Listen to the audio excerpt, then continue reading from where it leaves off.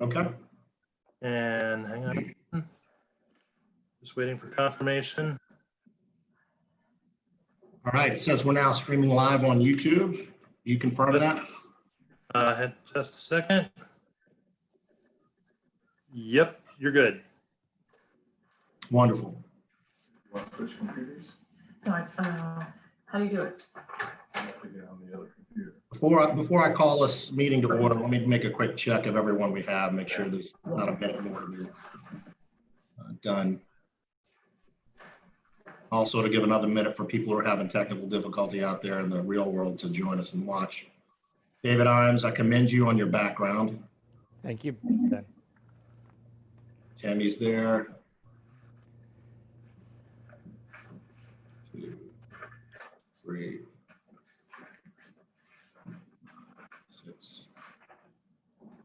We're seemingly missing George, and I've gotten no notification that I can find. Anyone else have any idea?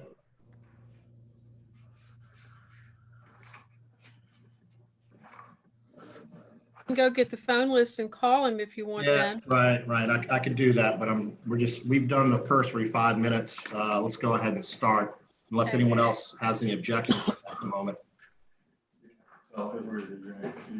She's not here. Okay, everyone, if you could please ensure you have mute going and then use your space bar to unmute when you want to talk. That way we mitigate the background noise. And we'll go ahead and call this meeting to order. Good evening, everyone. I'm Ben Sale, the chair of the Annapolis Planning Commission for our second virtual public meeting on June 4th, 2020. We're starting, it's about 7:05 Eastern Time. And we'd like to start off with a roll call by Ms. Tammy Hook. Tammy, could you please call the roll? Mr. Sale, Here. Mr. Waldman, Present. Mr. Harold, Here. Mr. Pline, Here. Ms. Butler, Here. Mr. Imes, Here. and Mr. Matthews.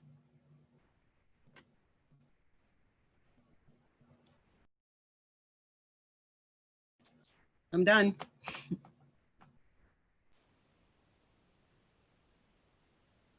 Okay, looks like we have a quorum and we are missing Mr. Matthews. Hopefully he will dial in. If he does, and I don't notice that, please someone make a note that he's joined, or hopefully he will make the note himself. We'll move on now to the approval of minutes, and starting with the March 5th, and then we'll move on to May 7th. So March 5th, everyone take about 30 seconds or so to look at that. If you have any comments, please pipe up in about 30 seconds.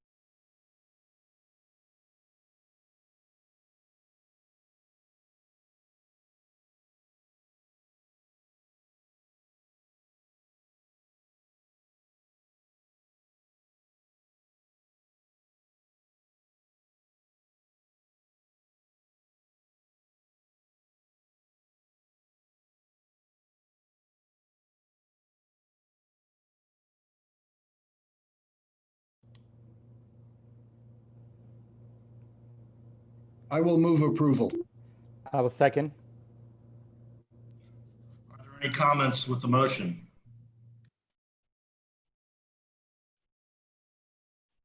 Okay, we have a first and a second. All those in favor, say aye. Aye. Aye. Aye. Any opposed? Any abstentions? The minutes pass. Moving on to the minutes from May. Please review those for the next 30 seconds and make comment at the end of that if you have any.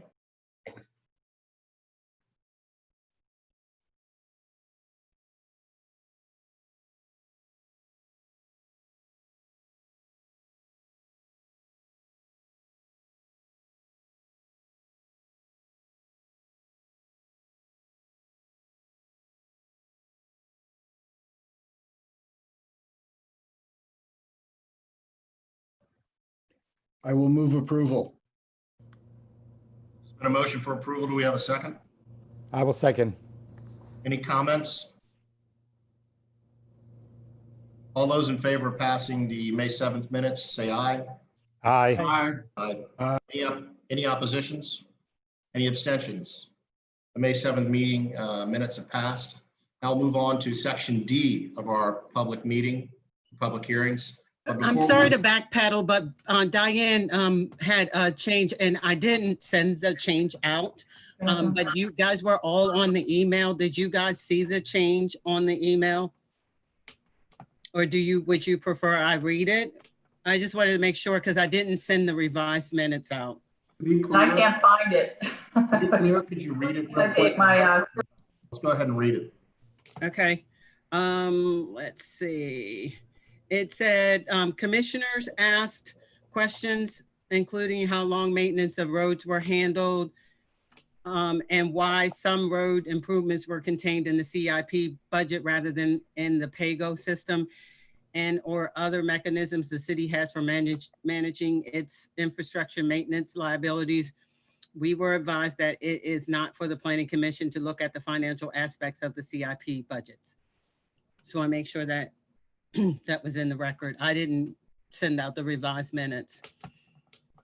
And since we just passed the minutes as published, which did not have that in it, Right. do we have a motion on the floor to include that into the minutes as an amendment? Well, because I made the motion, I will move to include those additional comments. I'll second that. Do we have any comments? All those in favor? Aye. All opposed? Any abstentions? The amendment to the meetings for May 7th have passed. Tammy, please record that. Thank you. Thank you. Okay, before we move into the public hearings portion of our meeting, in case there's anyone from the public who was not here for our last meeting, I will also reiterate what was said last week and the fact that public comment is able to be had prior to a meeting when the agenda has been posted through email and a special form to the Planning and Zoning Department, which can be found on the Planning and Zoning Department's website. Also, that public comment can be made after our meeting for our public hearing items, unless there is some circumstance where we can't hold it open. We will hold open the public hearing items till our next meeting. So anything that we talk about in public hearing tonight, the public can digest that, watch the YouTube video again if they want, and send in public comment to the Planning and Zoning Department, who will then forward it to all of us commissioners. We have already received some public comment via email for tonight's meeting, and we all have that.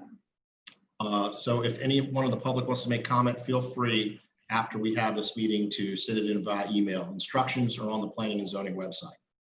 With that said, are there any other comments from the commissioners, any additions you'd like to add? Man, for just a I see Mr. Hildebrand would like to add. Yes. But go ahead. Diane, have you logged on twice? I see a second Diane Butler in the attendees. well, I was gonna switch to another computer because it looked like this was really choppy, but Yeah. is it okay? Because if it's fine, I'll just stay here. No, it doesn't matter. Just whatever you want to do. I just wanted to be sure it's you and not someone else. No, it's me. I was going to my husband's laptop, which is better. Okay. I'll let it go. And Diane, this was the same issue as the last meeting. We can hear you fine, but the visual is a little choppy, but it is a nice background. So if you'd like to change computers, feel free to do that at any time. That'll help resolve issues. Thank you. Okay, great. I might just go ahead and switch. Go right ahead, as far as I'm concerned. And the public hearings we'll move into here, well, the first one we'll be hearing is O TAC 18, TAC 20, the institutions for the care of the aged. So I'll leave that over to Planning and Zoning to begin that. Let's open the public hearing. Would you like me to give a little presentation first, Ben? I'm expecting that. Should I not be expecting that? No, that's just before the public hearing. You're right. I went a little early there with that. Sorry. No Thank big you. deal. Okay, good evening. Sally Nash, Department of Planning and Zoning. I'm here tonight to present ordinance O-1820. Alderman Savage, who is the sponsor of this ordinance, has joined us. This ordinance is pretty straightforward. It's adding a use to a zoning district, the PM2 zoning district, which is a professional mixed office park district. It's a district very similar to our other business districts. It's fairly restricted in terms of the uses that are allowed there. It only occurs in 2 places in the city. The maps are included in the staff report. One of them is in Ward 3, where the Safeway is, and one is in Ward 7, which is across from the Giant. The genesis of this ordinance is that the Bay Village continuing care or retirements and I don't know if it's a nursing home or Rob can help fill in the details, but they are building some nursing care facilities now, and they would like to expand. The parcel next to them is zone PM2, so they need this zoning change in order to do that, which explains some of the public comments you received, the traffic study information, and the information about quantum sales, which really will have more to do with the application for this institution, this particular institution for the care of the aged that wants to come into the city. But first they need the zoning change. So some of the public comments spoke to that. And so all in all, you should have received 5 pieces of letters and information from the public, including from John Arison. So like I said, PM2 allows, generally offices, some limited retail. This won't be a big change to the PM2. Institutions for the care of the aged, I would say, are generally not allowed in business districts, or there's some business districts like BCE they are permitted, or business corridor enhancement. There's other places like P and C2P, which is conservation professional office and professional office, where they are allowed as special exceptions. So this is a little bit different than how we treat institutions for the care of the aged in our office and mixed use districts. Traditionally, they've been considered more of a residential use, and they are allowed as permitted uses in all of our residential districts, except for C1A, Special Conservation Residence District. That being said, this is a really low impact use. Some of the public comment speaks to the low traffic impact of this type of use. And so it's given the very limited nature of the zoning as far as geography, given the limited nature of the impact of this particular use, we don't object to the legislation.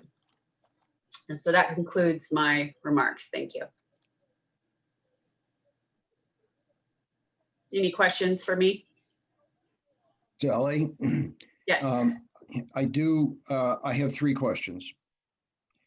The first question has to do with what consequences there may be to the Safeway parcel. I'm not familiar with it. Is it large enough for something like this? What could it be suited for if this text amendment is passed? You mean if the Safeway were to close? Well, there's a parcel apparently behind the Safeway. Is that what's also, which is not currently being used? It's a parking lot. It's an outlot in the parking lot. I'm sorry? It's an outlot in the parking lot. It's Safeway? Oh, yeah, I don't think that lot is big enough for this use. Okay. So, I have some questions for Sally, but I'll wait until the conclusion of the public hearing to go into that.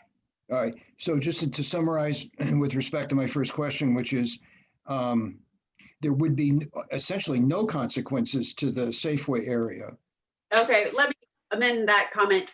We have changed the bulk regulations, so they're determined through site design. So I guess it is theoretically possible that a very small institution for the care of the aged could go on that site, but it's not a very big site. So I wouldn't anticipate that.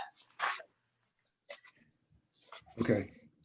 The second question is that you made a comment in your staff report that you would like to ultimately merge this particular zone with some other zone in your continuing quest to simplify our zoning maps. Right. What zones are you thinking of that might merge, that you might merge PM2 into? So PM2 is one of our transitional zones. We have some pretty straightforward business zones. We have some pretty straightforward residential zones, and then we have an assortment of these transitional zones. But I would like to probably combine it with some of the other transitional zones where the uses are very similar. I was thinking we could probably combine it with P, which is professional office, and PM, which is professional mixed. They're very similar. They don't occur in very many places in the city. A little bit of West Annapolis, a little bit on Forest, other places on Forest Drive. P occurs a little bit downtown, but not very much. So, you know, they're pretty similar transitional districts. And so I think those, just off, you know, the top of my head, it would make sense to combine them with one another. Are the factors to be considered similar in PM2, P, and PM? In terms of, I'm most interested in the relationship to surrounding areas, which could be residential. So are the setback and design guidelines pretty much parallel? Yes, they are. Most of the bulk regs are all determined through, for this kind of use, are determined through site design. So it would be the same for most of the uses. They're pretty similar. The main difference is the mix of uses. Some of them are a little bit more businessy on the spectrum of business to residential, and some of them are a little bit more residentially on that spectrum. So that's kind of the difference, but they're all these transitional zones, which are meant to kind of buffer the more pure residential from the more pure business districts. Okay. The third question, I guess it sounds like you've already answered, which is if such an application comes before, would such an application come before us? Either as a major site design or maybe as a planned development even, but would it come before us in any case for review? If it was a major site design or a planned development, yes. Okay, and if such a thing as this enlargement of a senior's home, would that be considered a major site design? Yes. It would conform to existing zoning if this were to be approved, and it would sail right through. There would be no other review. Well, wouldn't we have purview not as to uses, but as to design aspects? No, Why not? conforms to existing zoning. Well, I mean, Bill, it would, if it was a major site design, it would come to you for a review though. As all major site designs do now. And anything this large would automatically qualify as a major site design? Well, I don't know what they're proposing because they don't, you know, it doesn't, I haven't seen it yet, but I imagine that it would be big enough to trigger a major site design. Can we get real quick the definitions that were put in the legislation? I know that's kind of off the cuff, but the definitions that pass with the legislations to make it a major site design that would come to the Planning Commission. Sure. We don't have that right now. We might want to get back to that in a few minutes, right? Would that help, Bill and Bob, if we had those to know? Yes.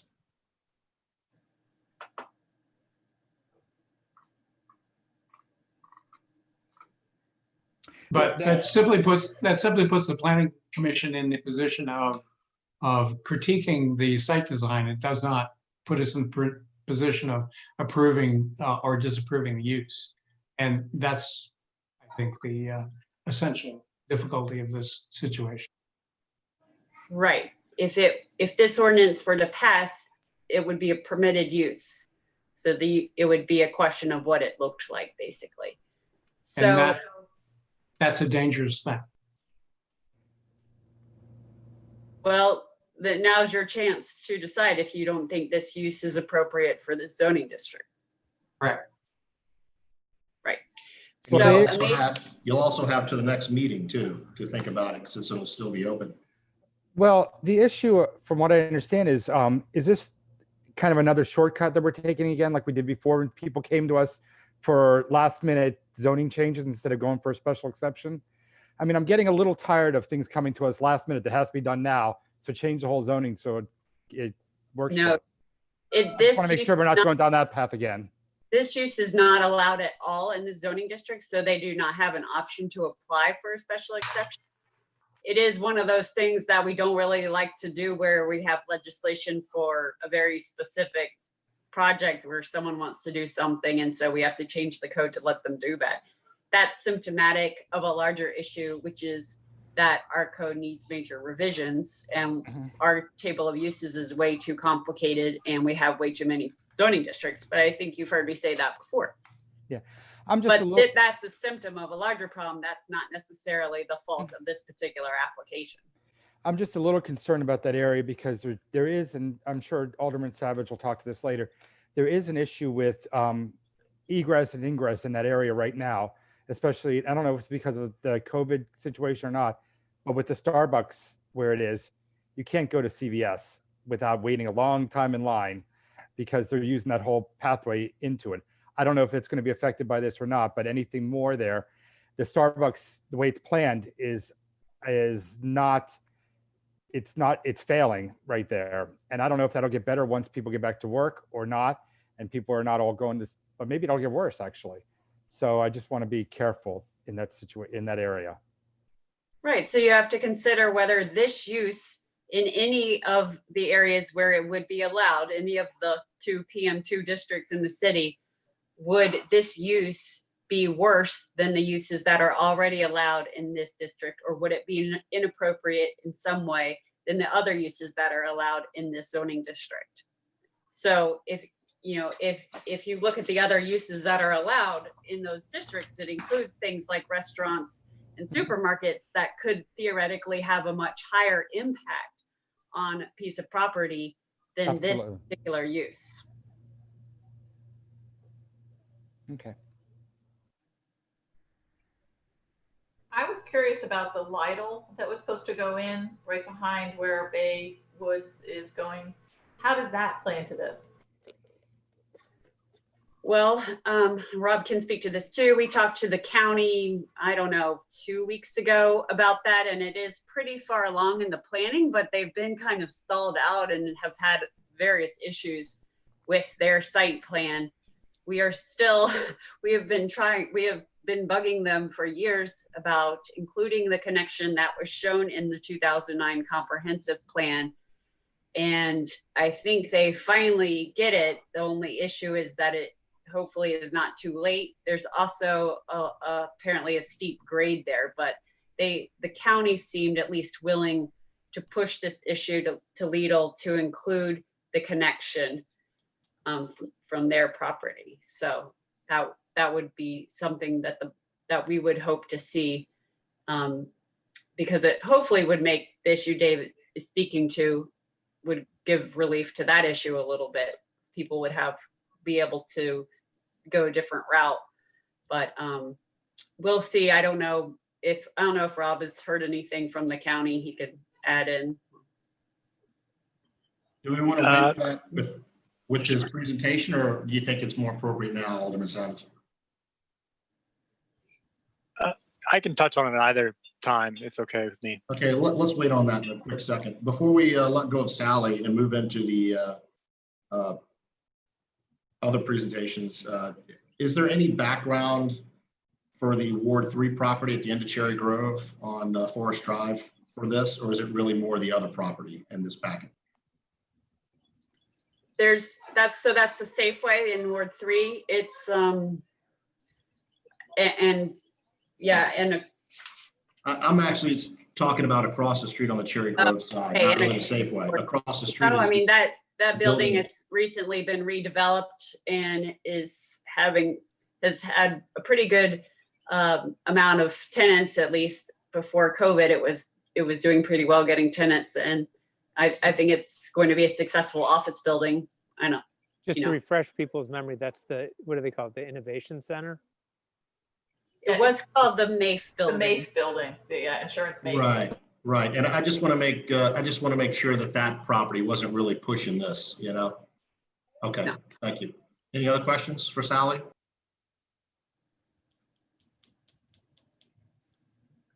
I have one, Sally, one quick question. I know that there was a traffic study that was included, and I want to make sure that, let's say we agree to rezone this, that doesn't mean we've also agreed to the merits of the traffic study. No, they'd have to, I mean, they haven't applied for anything. They would have to come through the process, follow the process. And I note in there that, or actually even the traffic engineer that did that study from Sabra noted that they would not be eligible to do the required traffic study that the city requires. So it would have to be a completely new study. Thank you. Okay, does this conclude the staff presentation before we go into public comment? Or is there more that's part of the staff presentation section before we go into public comment? I'm good. Well, then we will move into the public comment section. And to note, we will keep that open. We will not close it. However, we do have a presentation during this public comment, and we would like to get additional interaction and comment from the chairs after that. And I believe that's appropriate while the public comment is still open. And then when we're done with the meeting today, we keep the public comment section open and come back and then look at the new documents we may have received and then talk about it again. So it's almost like we're doing our commissioner summaries and talks about these items twice. Does anybody have any issue with that procedure that we're about to do? Okay, well then we'll move on to the public comments section. We'll open that up. Let's proceed.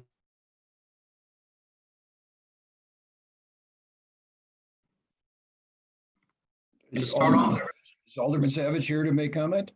yeah, before since he didn't start, I figured I'd start for him. We've received some emails, and all of you should have received those. There was a traffic study involved. There was some comments for support. And hopefully you can pick those up. If you don't have them with you right now, please open up your email inboxes and please review those and have them in your hand while this is going on. And we're going to move on then to Mr. Savage's comments. All right. Well, thank you, Mr. Chair, and thank you to the commission. So what I want to accomplish tonight is basically just explaining my rationale for introducing this. I think you all know my history with development, and I'm very, hesitant and cautious with that. And so I have given this quite a bit of consideration before introducing this, based on a lot of communication with staff and the community. And so just in terms of background with the site, just to add some things that Dr. Nash has mentioned. And so this lot, the primary lot, which has a large tree on it, that was supposed to be a restaurant. Originally, that was the original conception. That was to be part of the development of the CVS, the overall Bay Village site. And so the tree is still there, but the lot's cleared now. And they did not have much luck getting a restaurant to come in there.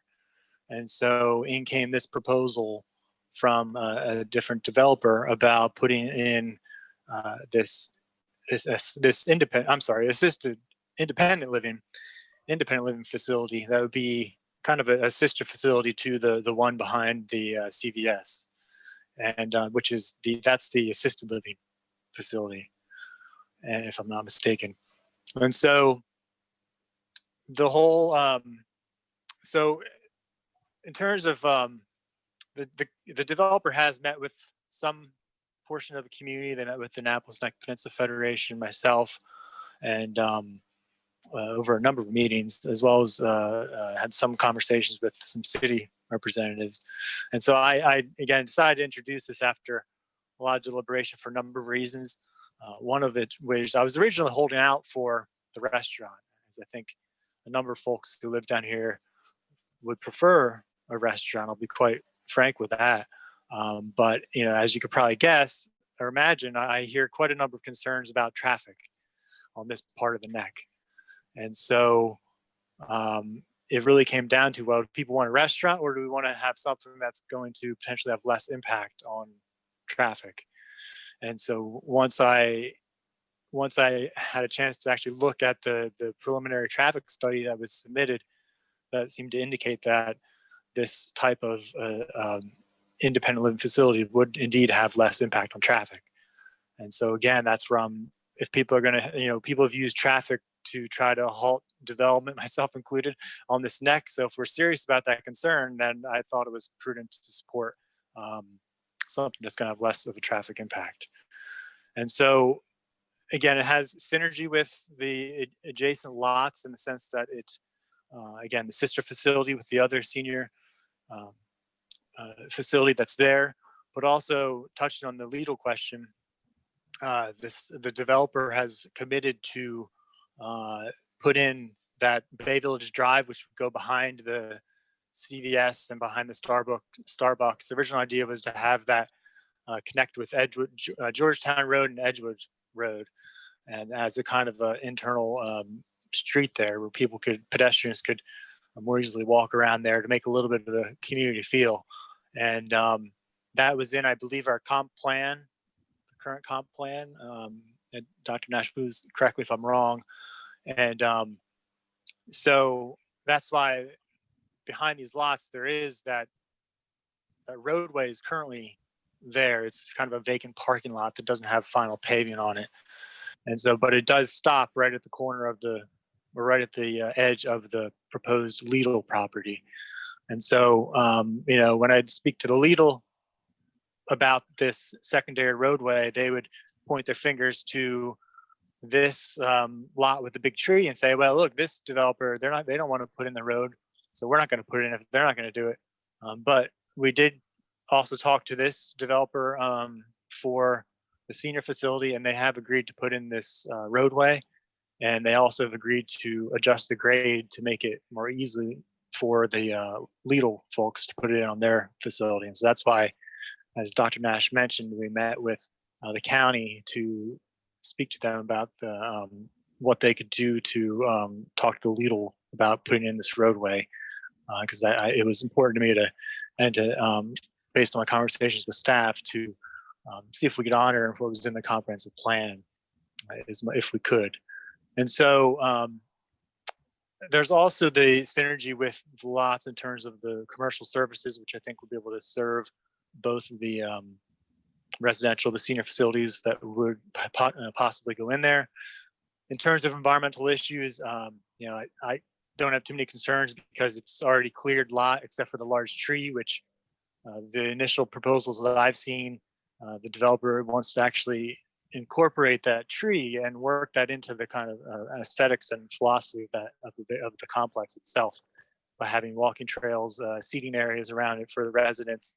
And so they also, along with this, are trying to purchase the Quantum Sale property, which is next door to the east, and to kind of, I guess, prevent them from having to go up quite so high, because one of their original proposals was, I think, 4 or 5 stories, which the community had some heartburn about that, and I think staff may have as well. And so they've scaled it back to 3 stories, and with some underground parking, I think is what last proposal I saw. So it also were proposing to protect the forest in the rear. And so in terms of unintended consequences, that was another important factor of mine. And I did ask Dr. Nash that very question to make sure that it wasn't going to impact other areas in the city. So this is, first I heard about that little lot on the Safeway, but it sounds like that's not too much of a concern. But again, well, something else I've tried to emphasize with my constituents is this doesn't guarantee they can build this. They still have to go through the public process of going to this commission, having other public hearings, and they also have to do a full traffic study. I don't even know what's going to happen with this or other development once Alderman Arnett and I work on the adjusting the traffic APF, because there is one movement in for this property that one of the intersections does have a movement that's failing, and that is something that we're going to have to work on at some point. But I did.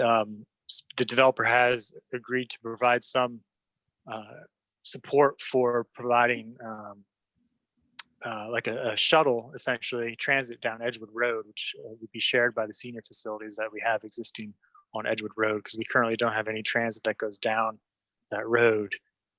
So I often hear from Bay Woods folks about wanting to get more transit. So that, I don't know if that fits in the planning commission, if it gets to that point, if you have an opportunity to look at transit and transportation.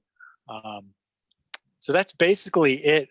They have, like I said, they did meet with some of the community members, and yeah, I'm happy to answer any questions that I.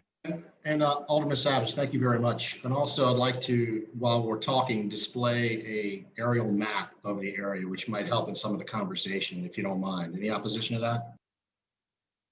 Okay, anyone else go ahead and ask questions? I'll go ahead and present that item.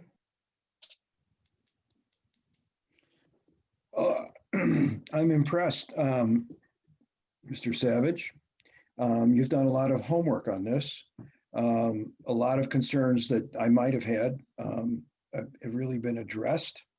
But I find ourselves in a situation that I think Mr. Iams suggested, which is that here we are talking about a zoning text amendment, but what we're really talking about is a potential application. And so it's kind of putting, carts before horses. But I really do want to thank you. It's a lot of the issues which, if there is an application, these issues would arise under site design. And I look for, if there is an application, I look forward to addressing them there. But it's interesting that we find ourselves sort of caught, from both sides of the ravine here. Yeah, and I think perhaps I should have been more careful just to speak to the merits of the actual text amendment. And that's what I guess I was trying to at least mention about the use, restaurant versus this kind of a facility, and my kind of thinking about how I got to where I am today. No, I think you did the right, for me, I think you did the right thing. I have a quick I need question. presenting capability. If you can give that to me pretty quick, sharing capability, please.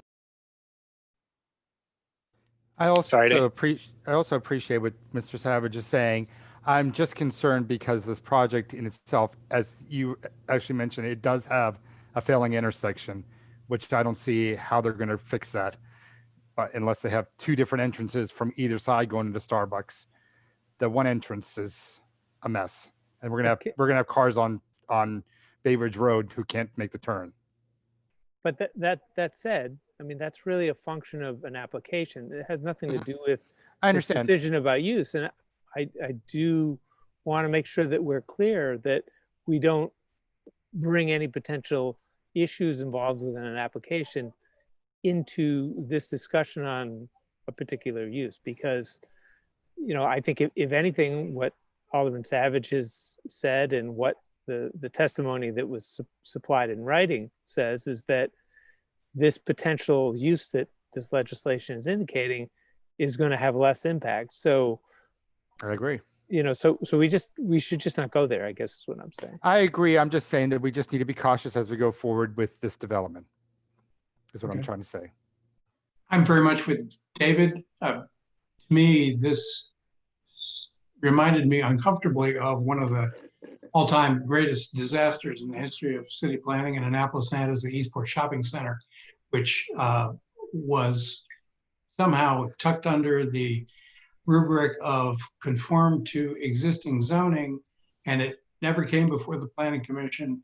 It received minimal oversight from the department, and all of a sudden the citizens were, whoa, what happened here?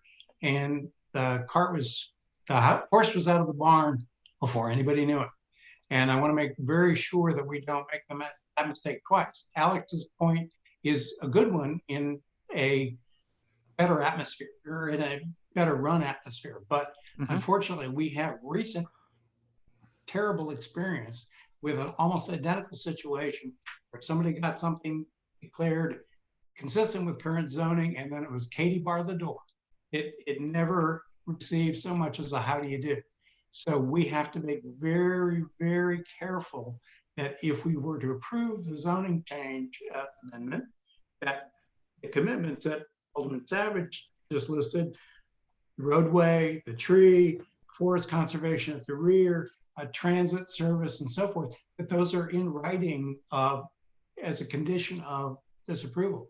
Because otherwise I don't have confidence that this will end up being a development that we could all be proud of. Yeah, I have to say, I share your concerns because I knew there's other ones where we have the unintended consequences. I think 110 Compromise Street, what happened last night with the Board of Appeals, I'm very concerned about how that's going to affect the theater across the street. If you look into the real details of it, and that's in the middle of the Board of Appeals looking at it right now. There are things that we have to look at more closely or they could be disaster. And I'm just saying, we just need to be cautious is all. Right. And I just don't like us going through just changing zoning just for a particular development. Right. And I have a quick question about the urban low designation in our comprehensive plan. How does that mesh with the current zoning change that's being proposed? And why? And the other thing is, why are we calling it a text amendment? I thought it was just an ordinance to change the actual zoning there. No, it changes the text. It does not change the map. Right. It's not changing the map. It's just adding a use to the table of uses for this district. Got it. And now I'm looking at page 28 of our comprehensive plan, and it shows that whole section across from the giant as being urban center low. And there's a nice green buffer between the where the proposed road would be behind the Safeway, or behind the, CVS and Starbucks. And then, right, it's in between Old Annapolis Neck Road and, the backs of those stores. So that greenway space, that green buffer would still be preserved. I mean, I realize I'm going beyond just the zoning question. I just need to understand what the likely development that we'll see coming down the line will impact. None of that is relevant for this text amendment. Those all have to do with specific applications, design guidelines. It has nothing to do with the use. So let's just not go there, because we could be here all night talking about what could be there in the future. I know, but I saw SAYC, and I'm telling you, if we don't ask these questions now, we But that's not about a use. No, well, it had to do with. But if we deny it, then we take that off the table. Okay, well, I will withdraw the question for right now, but I'll just lodge some concern about losing all of that green buffer that now exists between Forest Drive and Old Annapolis Neck Road. I have a question of Dr. Nash, which may answer at least partially your concerns. Dr. Nash, the Eastport Lofts came under the old process in which the Planning Commission did not see major site designs. Is that correct? Correct. And under the new process, let's say they tendered an application tomorrow, it would come before us. Is that correct? Correct. So one of the problems with the Eastport Lofts was because of the way things changed at the end of the Cohen administration, and it put us removed that purview from us, and it's been returned as of June 30th or 1st last summer, correct? I think that's when it was returned. So at least, maybe longer. I don't know. I can't remember. But the point being is that for those important years, Eastport Lofts, South Annapolis, and so forth, major site designs didn't come before the Planning Commission until it was returned to us. And that's that's a major reason why, as Bill says, the horse left the barn. And actually, it's much more than that, because I was involved with the Eastport Shopping Center and the B2 designation, and they were going to refile under B2, but then it became clear that they weren't at the last minute. So it had more to do with the negotiation and what was happening than just what you're talking about, Bob. But okay, but I don't know if it's that relevant. In that this development is coming in under a very different process than the two contentious developments that were mentioned. I agree. It's a different process, and I think we have more ability to review it and make our, concerns known. And I agree, Yes. It's a different process. Thank you. Yes, I hope that helps to answer Bob, some concerns. To the point, it could, as long as major site design gives us the opportunity to change the proposed density. Does major site design give us the opportunity to guarantee this roadway gets built, as Alderman Savage has promised us that it would be? Do we get to save the tree? Do we get forest conservation at the rear of the site? Do we get transit service? We didn't even get a bus stop at Eastport Shopping Center. I mean, we got hosed. Dr. Nash. Dr. Nash, under site design review, would those questions arise? Yes. Okay. How is this a shock to everyone? Look, and also, I mean, Bill, I think a lot of what you're saying is not quite accurate, but yes, under my major site design review, you will have a chance to review all of those issues. Review or set them, prove them, redesign them, whatever. You will have approval authority. Okay, great. That's important. Okay, Mr. Savage, go ahead. Yeah, thank you, Mr. Chair. I just wanted to chime in response to a few things I've heard. And I do think your concerns are very valid, and believe me, I would certainly hope that they're brought up later on in the review process to make sure that. And Mr. Savage, if it helps your conversation at any time, I can bring up the aerial or the zoning map in a second, okay? Okay. Yeah, and I think like some have mentioned, I think this is an appropriate conversation for the zoning application, but I do think it's important even to bring up now so people are aware. But I do think a good way to frame it as I'm listening to folks is that, in my mind, again, I'm not doing this for the developer. I'm doing this for the community to allow a use that could potentially have less traffic impact, because that's what I hear a lot about from my community is traffic. It's not that I'm doing this to help a developer who wants to build something in my ward. It just seems like it would better serve the community. Okay, I'd like to bring up the zoning map real quick and follow it with the aerial and push something out there for the rest of you.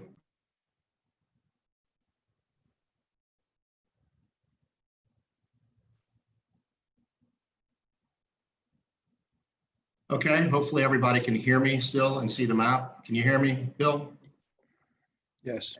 Okay, so we're looking here at PM2 right here, right? And the dashed line, I believe, is the city limits. Am I correct, Sally, everyone? Yes, that's correct. So city limits, you have PM2, R1. This is Langton Green. This building structure, there's actually more here which are not depicted. I'll show you it on the aerial. So here's the PM2 we're talking about. Here's the city limits. And now I'm going to switch to the aerial. Here's again the PM2, city limits, Langton Green. So we have a scenario of, in my mind, the city limits meeting the county, and the county where seemingly you can build a lot more, a lot higher. What is the likelihood, or is there even a possibility, or am I way off base thinking that in the future they would want to build up and then combine and make an even bigger structure between the two, or am I really thinking out of the box here? Sally, anyone else comments on that? Combine the two Bay Village facilities? If you build here and try to go big and then maybe extend out? I mean, I'm not sure. Is there anything there worth noting or really not, since it's out of the city lines? I'm just trying to look and see what could be done if somebody would want to annex a property into the future and then make one massive facility. I don't see that being easy, but I see it being a possible route. So someone would try to get annexed into the city? Possibly. Oh, okay. I don't really foresee any annexations really in the future.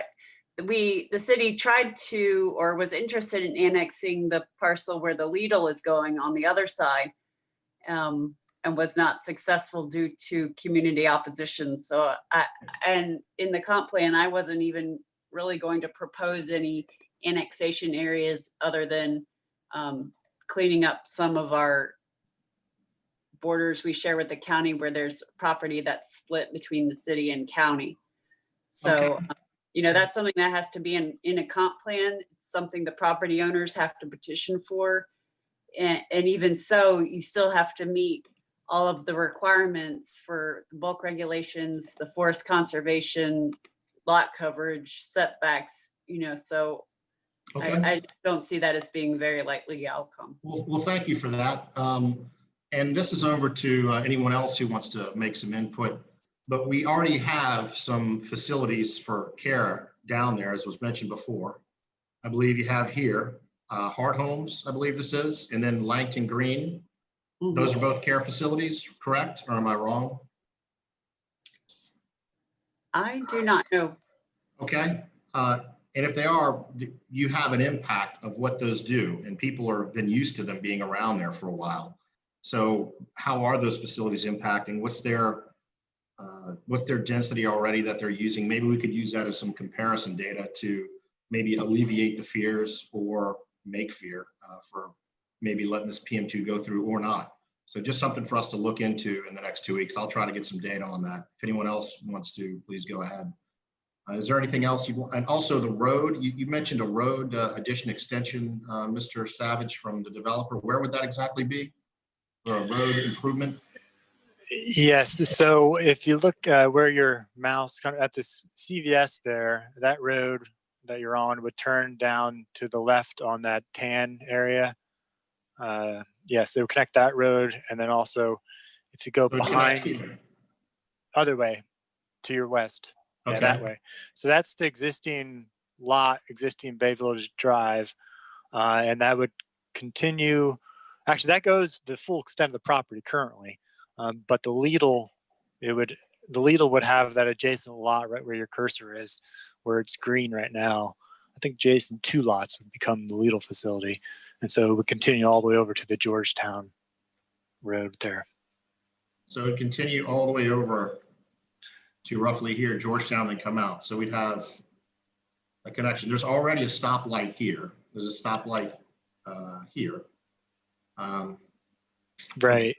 And that was part of the push for Lidl, was to say, well, hey, if you don't make this road connection, you're going to be having people who are leaving from the existing Bay Village assisted living, who are going to be driving up and making, well, I guess they won't be driving too much because they're in assisted living, but it just makes for a better traffic pattern, I think, to have that connector.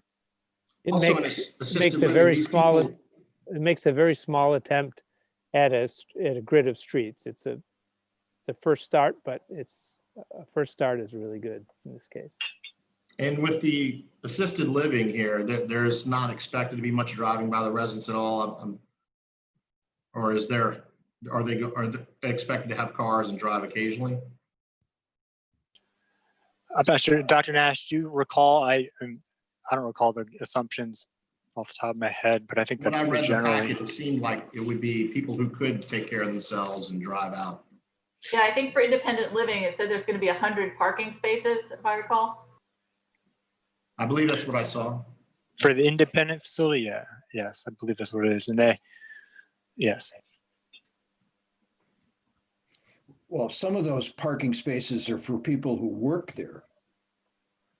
At any rate, but it's for in terms of the text amendment, which is what we're looking at, it seems to be clear that institutions for the care of the aged generate, first, a lot less traffic, and secondly, the traffic that they generate is not rush hour traffic. Spaced So out. that is something to be considered in potential uses for a zone such as this. That I think is a relevant consideration to our vote. Not what this facility will create, but what any senior facility creates in general. Or the comparison, what you're saying is the comparison to what already could be put there zoning wise. This would generate a lot less traffic if traffic is a concern of people because it's spread out. Yes. Totally- Now totally agree the with you. comparison in the testimony that I read, the comparison was with a large restaurant. But I think we also ought to consider, what an office building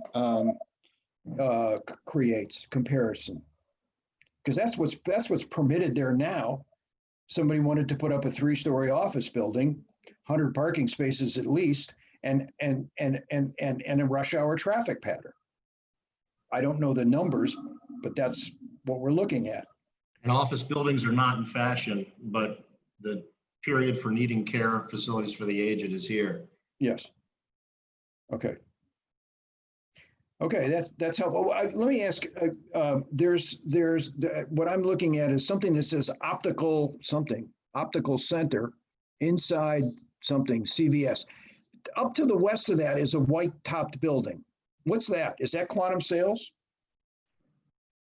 Yes. Okay. Where's the tree?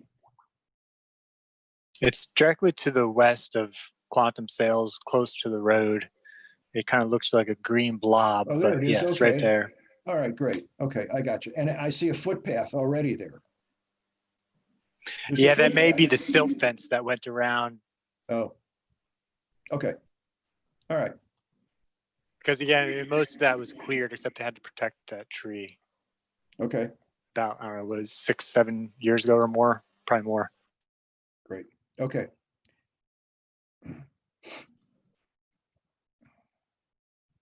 I have no further questions of the alderman. Okay, anyone else have any comments or questions at the moment? So just to be clear, there are only 2 PM2 zones in the city. So this would only affect those 2, and this ordinance will only affect those 2, right? There aren't any other ones that it would affect. Correct. Okay. However, David, Mr. If it's merged with the other quote transitional areas, then it would merge and you might see senior facilities and several of the others. But they all have the same, according to Dr. Nash, they all have the same transitional requirements. So. And that's, a couple of years away, probably. I'm just throwing out the idea there for you. So you're not proposing merging it as part of this No, I would propose to do it after the comprehensive plan. So we're just looking at these 2 properties only. Correct. It would only be 2 affected by this. Okay.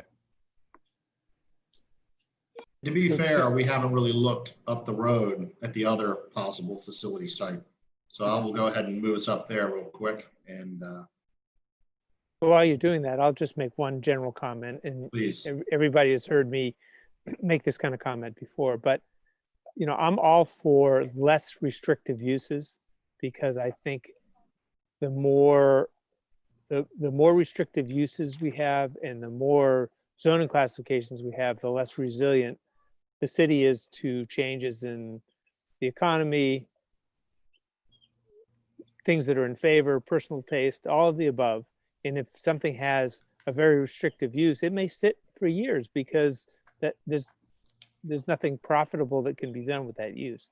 So especially in this case where the use is deemed by a community that is really on top of things like this, deemed to be less impactful, I just don't see what the issue is. The issue is we have to speak for the people in the public, and you say that now, but there's also try to say that to the people in West Annapolis, the village of West Annapolis, and say, hey, let's be really open about what we can put in. So we I have have- to just, we have to I look have, at everything. Mr. Ames, I have said that. Yeah. And I and say we've that all had the people time. And we've had people come to our planning commission meetings saying, this is a village, it does not conform, we're not part of the city, blah, blah, blah. So we're just looking at we're just looking at everything and just trying to be thorough, that's all. And I would add that I like having more flexibility in use, Mhm. in the uses. I just have the same concern, I guess, that Bill was voicing earlier, or we don't want to get kind of blindsided, and it sounds like we won't be, because we will be reviewing this from start to finish, and we're not, by approving a use change, approving the project. So as long as we're all satisfied that that's not the case, I think you've answered a lot of my questions, so thanks. Yes. And since we're on that subject, Sally versus Alderman Savage, we have a couple of uses that are permitted in the zone right now. But I believe, Mr. Savage, you said that some of those uses just weren't panning out because it wasn't going to work for the property. So we have a stagnant property for development. Am I correct, Mr. Savage, unless we allowed something like this? That's my understanding based on what I've heard from the property owner, but I don't know if Dr. Nash has any additional information on that. Not really. I mean, there are a variety of retail uses allowed there, but I think that this was what was most viable for the time. Yeah, and I don't know if it was valid or not, but I know in the past I've heard the owners blame it on the tree, that nobody wanted to put a restaurant with a big tree in front of it blocking it. So again, I don't know if that had any validity or it was just an excuse, but who knows? The new one there, that's a good one. But Okay, they said it. all right. Any other comments at this moment? And remember, this public testimony will stay open, so we can come back and comment on these same items again next meeting, which should be in about 2 weeks. And Ben, what do you want to do with the comments you received? How do you want to introduce them into the record? I was just about to say I'd like to bring up and display. I could display them on my screen for input into the record. So if you guys don't mind, I will go ahead and do that, and we'll go one by one.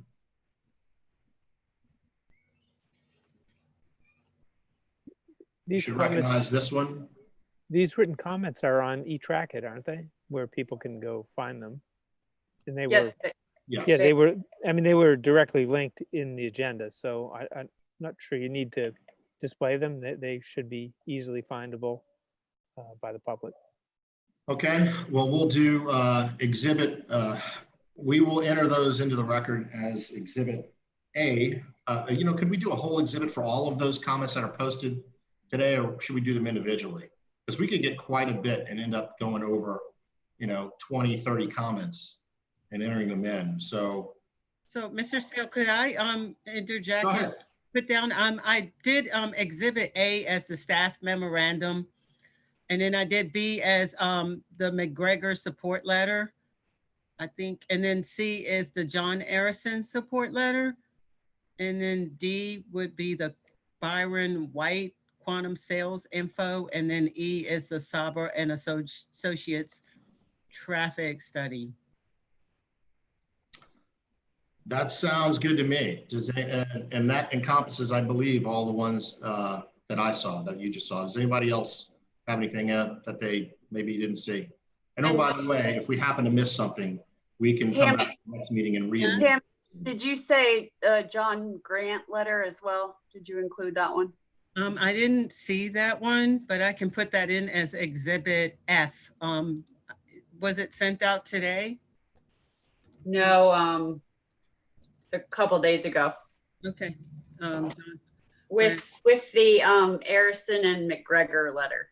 Oh, okay. I might have missed it. So you said John Grant support letter? Yes. And do you have a date on that? I'm sorry, I probably missed it. Let's see.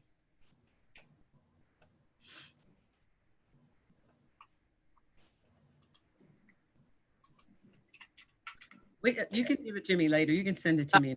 Okay, I will do that. Great, thank you. I'm done. Okay, and again, any items, we'll double check from E-Track to what we just admitted, and then go over that. If we need to add anything else, we'll make note at the next meeting. In essence of moving the agenda along to the next public item for hearing. Are there any last minute comments on this one as it stands? Okay, thank you very much. We've entered, Ms. Tammy has entered those into evidence.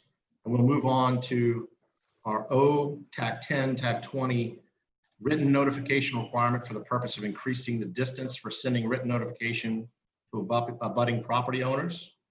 And we will go ahead with a staff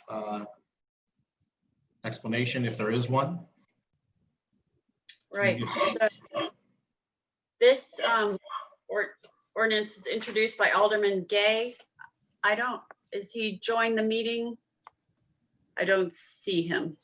Can we check the waiting room, please? Or Mr. Savage, you have something to say? Yeah, just, I don't know if he's on this or not, but I'm one of the co-sponsors, so I thought I'd stay on for this as well. Oh, okay, great. That's convenient. Okay. Well, let's check the waiting room as well, and we'll admit him. But so hopefully he'll show. If not, Mr. Savage, you'll have it. Go ahead, Sally. Sorry. Okay.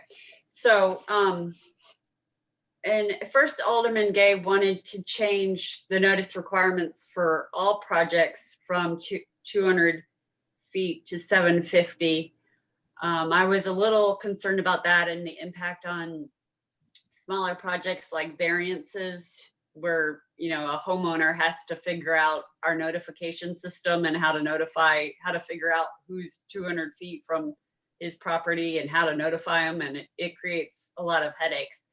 And so Alderman Gay agreed to limit it to the bigger projects that have, you know, attorneys and architects who know how to do a radius and GIS and pull the labels, and it's much easier for them. The current planning staff was curious about this ordinance and why 750 was picked over 500 or 1,000. And I don't know the answer to that. Maybe Alderman Savage does. But the intent obviously is to make more people aware of larger projects. And so depending on the neighborhood, it could drive up costs for postage. I did a few samples today, back of envelope kind of samples.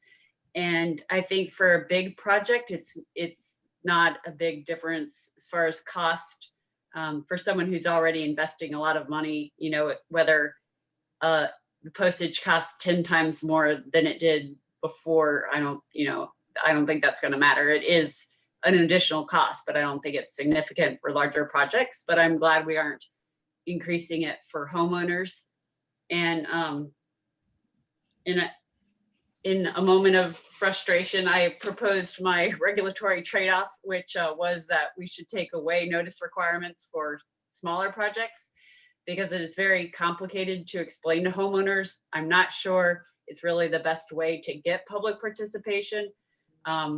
But I'm not really prepared to offer that as a serious amendment. My point was, in the future, if we do increase the number of regulations we have, I would like to at the same time, so if we get a new regulation, I would like to at the same time take an old regulation away. So we only have net new regulations and not an increase in the number of regulations that we have to enforce with the same level of staff, because our staff gets very frustrated with new legislation that we get criticized for not being able to enforce things. And part of the reason we can't enforce things is because we keep getting new regulations, and it's just hard to keep track of. So that's just my little soapbox moment for the day, but let me know if you have any questions about the ordinance.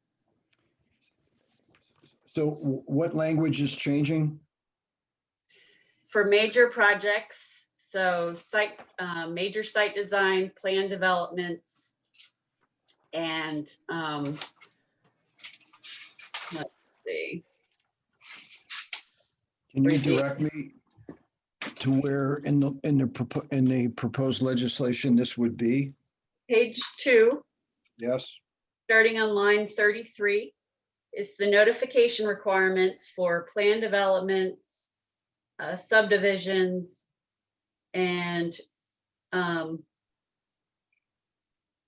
major site designs. Instead of a notification radius of 200 feet, they would now be required to have a notification requirement of 750 feet.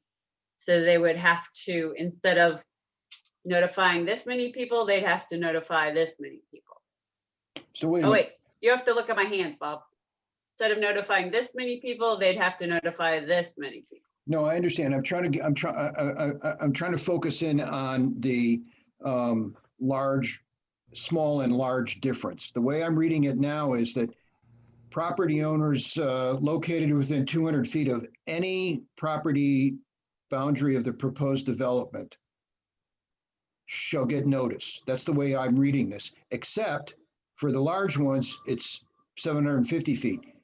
Right. So the way it's written is that the small application still has to notify everybody within 200 feet. Is that correct? Correct. Is that the current standard? Yes. Right now, everyone has to notify people within 200 feet. Okay. Okay. And so that this is actually written correctly. It's written correctly in that it's only bumped up for the major developments. Oh, correct. Yes. Okay. Okay. In a clarification on this, if say there's a neighborhood, you will use West Annapolis Community Association. Say there's a development that has to get some notification, but you're outside 200 feet, but it's in that community. It still requires that community association to be notified, right? Yes, you do now have to notify community associations. This does not change that. This does not affect that at all. Right, but I wanted to make sure that was independent of the radius. Correct. I have another question. And this is probably directed to our two lawyers who are here. I'm hoping that we get one answer.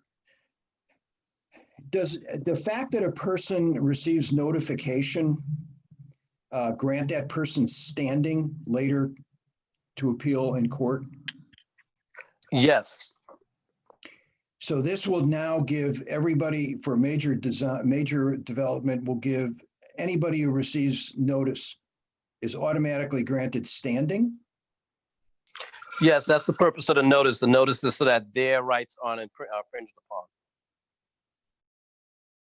I have a quick question. Are you referring to in terms of an appeal or in terms of a case currently before whatever board is giving notice or whatever entity? No. A case on appeal in court, standing doesn't really apply to us. Anybody can come in and say whatever they want. But in court, a person has to be affected by, sufficiently affected by something in order to have standing to bring the court case. And will this automatically grant to anybody within 750 feet and to a community association automatically grant standing to them to appeal to court? So I think you're asking a different question from the one that I understood previously. Yeah. The occurrence of standing is going to determine on a case-by-case basis, depending on the facts of the matter. I think I hear you asking a different question. I think you're asking if by increasing the sphere as Alderman Gay and Alderman Savage's the ordinance is suggesting, whether we have increased the ambit of potential of people with standing to sue us in court based on a decision here. Yes, that's my question. And I think that I cannot answer that question as quickly as I just did. If you were talking about standing to contest at the administrative level, I do believe yes, but I will have to do a more in-depth search to understand how this ordinance will affect standing for circuit court, and that's beyond my ability to do as I on my phone right now. Okay. What about the inverse of Bob's question? And that is, if you are within 750 feet, but yet you do not receive notice, does that then call into question the legitimacy of the outcome? And that's so that's the purpose for this, for the notice requirement. The purpose of the notice requirement is so that property owners can understand when their rights may be potentially infringed. By increasing the ambit, you have increased the amount of people that the legislature feels are affected by the decision from I believe it's 200 feet to 750 feet. That wasn't the question. The question is, it greatly magnifies or multiplies the problem of notification to go from 200 feet to 750 feet, which is already a very difficult process for developers or in the first place. But if you fail, if you miss somebody, then have you called into question the legitimacy of the entire planning process and approval process that follows from that? That's a great question. I don't think I have a answer for you today, only because I will have to go back to research that. But the essence of notice is that everyone's entitled to procedural due process, and to the extent something gets built and they weren't notified, that's a constitutional issue. So we are potentially making bigger problems for ourselves by expanding this zone. Alex can do the math for me, between a circle 200 feet with a 200-foot radius to a circle with 750 foot. Area goes to the square radius. Right. So it's a huge increase. And that just increases the potential for error that I'm worried about. Sally, could you quickly interject and remind us of the other methods of notification of the property owner, like signs on the property or posts online? So if I'm a neighbor and let's say I'm 800 feet away, I wouldn't be affected by this. Well, how would I know that anything's being done at that property? Don't they have a requirement to post on the structure or a sign on the property itself? Almost all of applications have a public notice requirement. There's the mailing requirement. A lot of our applications have to pay for an ad in the paper. I don't think anyone sees those anymore. And the community association notification. What about specifically posting on the property? Right. You have to post a public notice or a notice of a public meeting sign on your property. Okay, so this is one small part of overall notification, and we're changing it so somebody would then get a letter in the mail at 750 feet by 250 feet. Right. There's going to be a sign posted on the property. Right. Currently, everyone within 200 feet gets a letter in the mail. Right. We hope. They may not get it, who knows where it goes, but the sign, that's where the backup of the sign on the property is. Now, in the essence of, let's say, the sign on the property doesn't inoculate you against the fact that you failed to provide legal notice. Perhaps, yes, I could maybe agree with that. I'm not the lawyer, but and the fact of we have gridded streets, and if you have let's say a development on one street but not the other, somebody may never drive by the property to even see that sign. It's not on their route of travel. So it's quite possible that a property that abuts another one that's going to have this planned development, they won't see the sign. So if you increase it to 750 feet, then you might get a letter. The other notification would be through possibly your neighborhood association. Is there anything more modern we're not thinking about other than letter, like an email if people register with the city or something like that? Not a requirement. I mean, I think that would be a good idea if we can think of new, more effective ways to notify people that helps so they can find out earlier than, when someone starts digging in the ground. Okay, well, then this is all I have. So the posting on the property, although it seems like that might be a no-brainer for backup and somebody would obviously see it, when there's properties that somebody doesn't have a street that goes down that development property, you're never going to see that sign. So then notification through the mail, whether it's 250 or 750, is good. The merits of going 750 versus 500 versus 200, I still don't know. Any other questions for the staff at this time? I have something.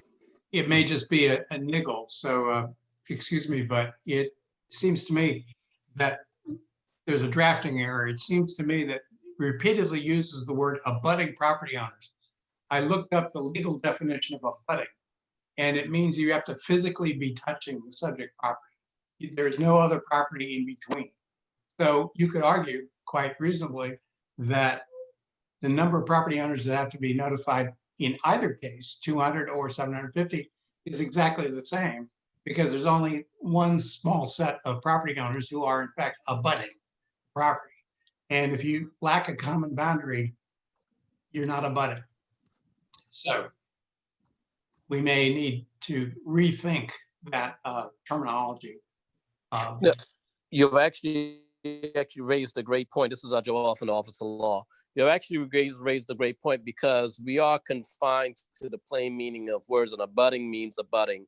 Abutting, for example, in our city code refers to abutting the owners of a sidewalk, for example, and their duties to us for the sidewalk which their property abuts. So it does seem that you are right. It just seems to me that the whole thing is kind of happening. 750 radius or 200-foot requirement would potentially not change the essence of the spectrum.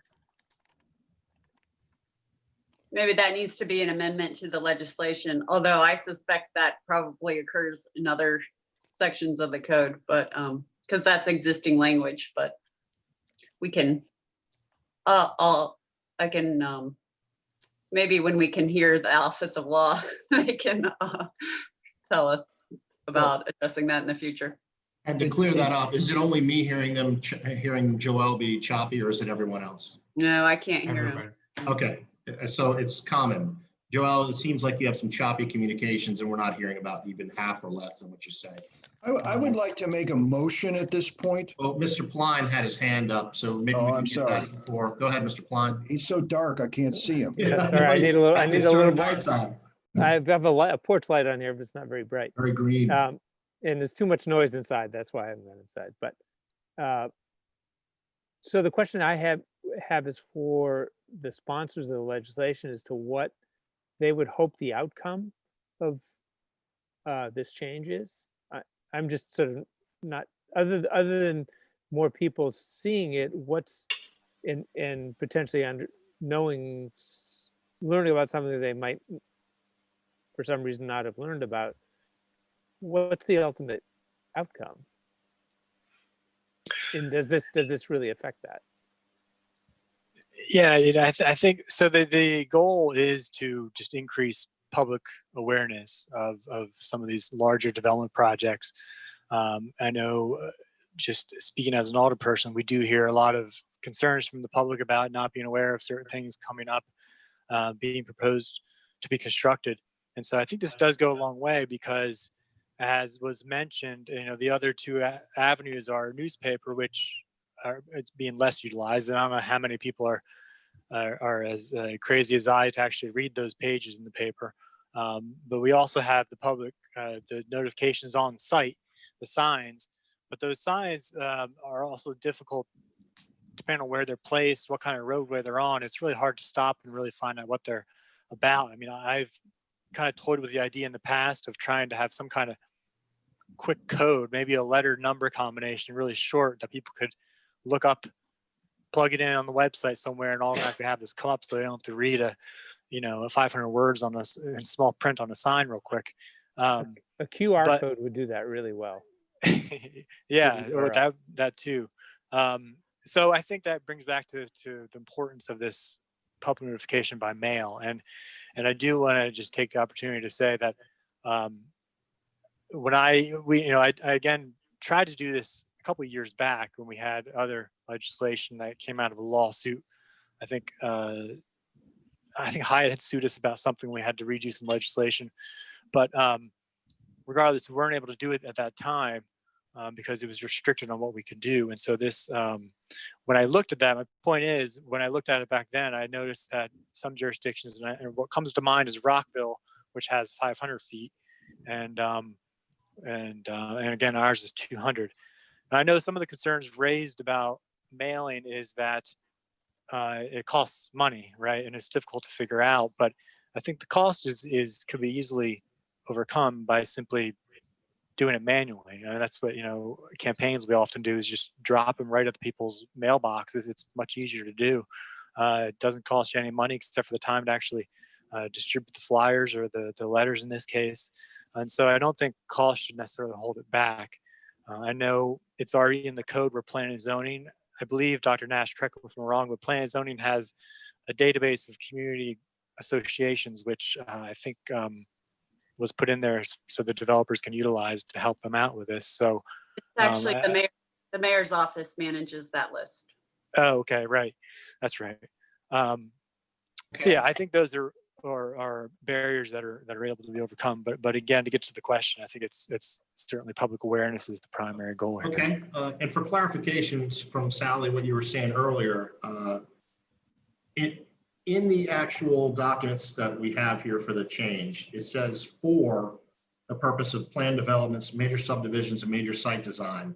But I believe you said you wanted to make this not just for those items, but for the more broad-based, so we don't have to worry about different zoning and who's getting what. But to put the same requirement on very small projects of a residential property versus a planned development or major subdivision, I still find it useful in my mind to separate those and not have it be so cumbersome for the smaller type properties like residential. Am I right in saying that you actually wanted to make it all encompassing?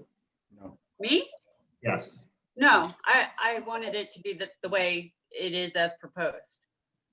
Okay, so just for the planned developments, major subdivisions, and major site design. Correct. So we're talking big projects, which this may increase the amount of notification burden, but that should be small potatoes in regards to the size of these types of projects, right? Right, and also they are usually handled by people who do these a lot and know how the process works, how to get the notification pulled out, and it's much easier for them than the individual homeowner. Right, so this is not as big of a burdensome thing to do. Okay, go ahead, Mr. Walden. Mr. Savage, how did you arrive at the number 750? That was not arrived at by me.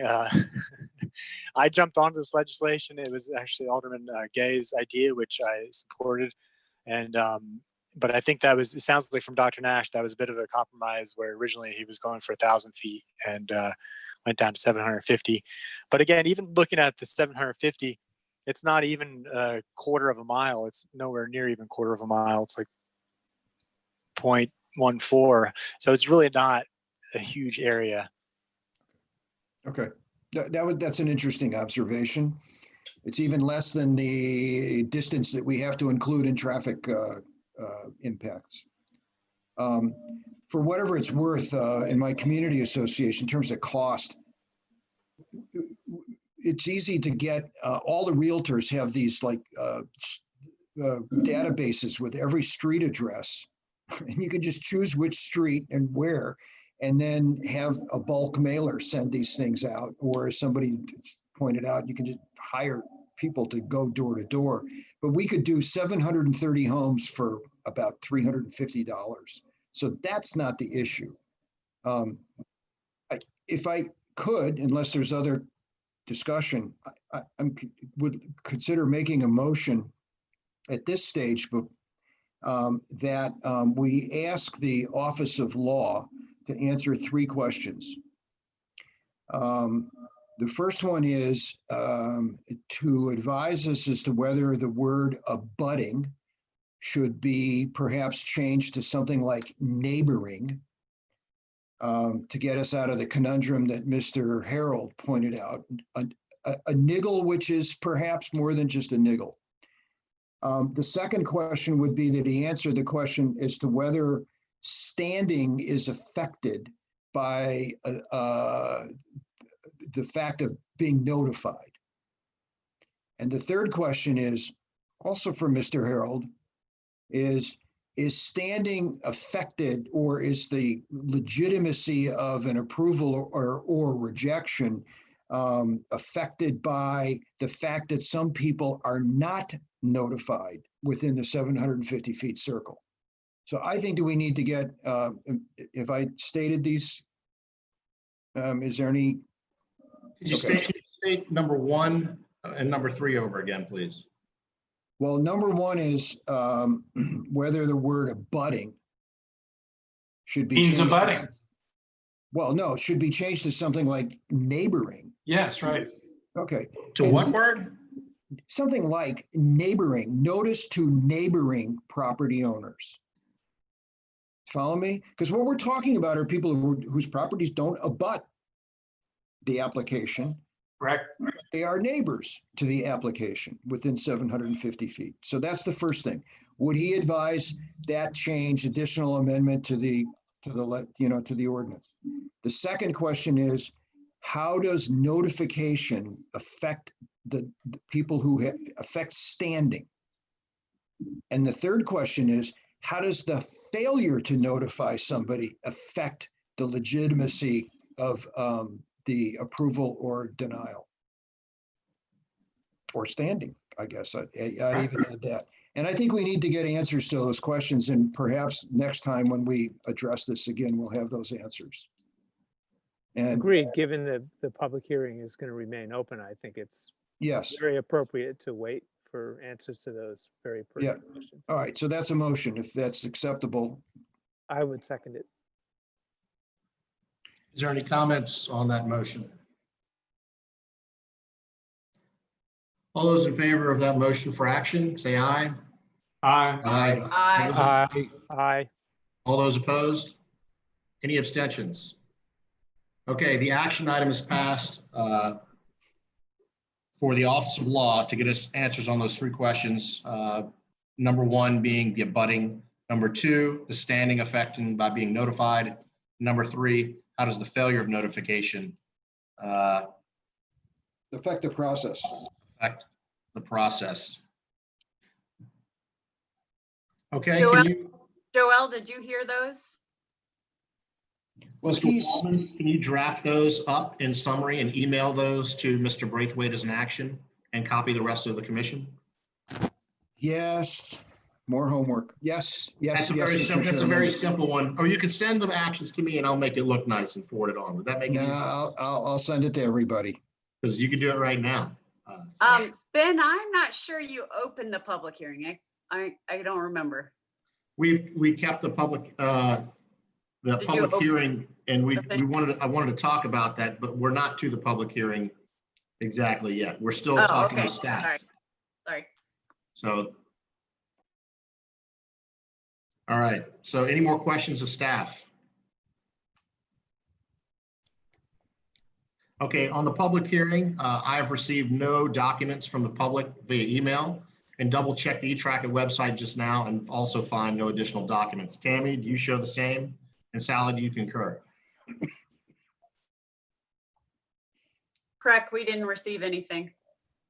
Okay, and I just checked again to make sure we didn't receive any as of now, so that's good. So there's nothing to enter into the documents Except for the staff report. Go ahead. The staff report will be Okay. Exhibit A then for this item. Hey, Ben, I have a question. Go ahead. Who is Benjamin Henry? Is he testifying on this? No. I'm technically counsel to the commission.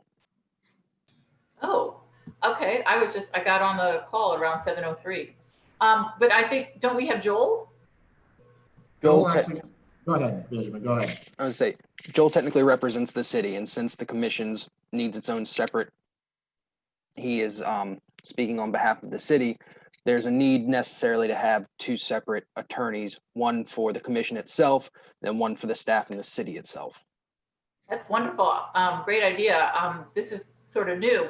When was this approved, or how long has this been happening? I thought we just had in the past one attorney, and it was for a long time Gary Elson. This was started about then. Medi Smith was originally supposed to be doing this, and as Mr. Lyles took over, there was some discussion on this, and eventually Medi got sick, and I'm her partner, and I'm also under contract with the city, so that's when I started to take over. So you're not city staff? You are I'm a contract attorney. I represent a Board of Appeals, HPC, and this commission. And if it helps at all, when we want an attorney for our meetings, we're going to have to request him. If you see Joel at the meeting, he's representing the city, and he may answer questions that we may have, but he is representing the city before he would represent us. But Benjamin is on request for our meetings and will not show unless we request him prior to meetings. So that's for everyone to know. Thanks very much. I didn't know. I'm 3 minutes late. You miss a lot. Sorry. No worries. And to be correct on our action item, since we're asking a definition of process from the city, I believe the action should go to Joel and not Benjamin. Is that correct, Sally? Or Joel or Benjamin? I'll address it to both Mr. Brathwaite and Mr. Henry and let them decide who should answer it. There we go. Okay. There is no public, as we said, there was no public item submitted. So we will leave the public comment section open until the next session, and we will also have additional presentation by the city requested by this action item. So moving on, any other questions for this item at the moment by the commissioners or anyone else? Just want to say thank you to the commissioners. I'm going to sign off now. Thank you. Mr. Savage, thank you very much. Appreciate it. Okay, moving on to item number 3, the annual, and of course, we're closing the public comment for that item. Now we're moving on to the annual section 1, TAC 207-208, report to the Maryland Department of Planning. Report on how many residential permits, commercial buildings, subdivisions that the city has approved. Excuse me, Ben, aren't you leaving the public comment on that ordinance open to the next meeting? Yes. You're absolutely correct. Right. So I should state, and I stated that, but then my mind got into moving down the agenda. So that, okay, yes, these items will open and then stay open. Thank you for that, Jackie. So correction, the public comment is still open through the next meeting on.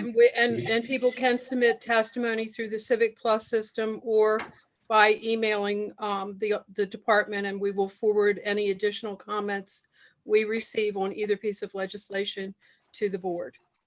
And that's another good input, because you know what, as for process, we will make that statement after each public item at the beginning and the end of it, because we don't know when people are actually showing up to this meeting. So it'll be Excellent idea, Ben.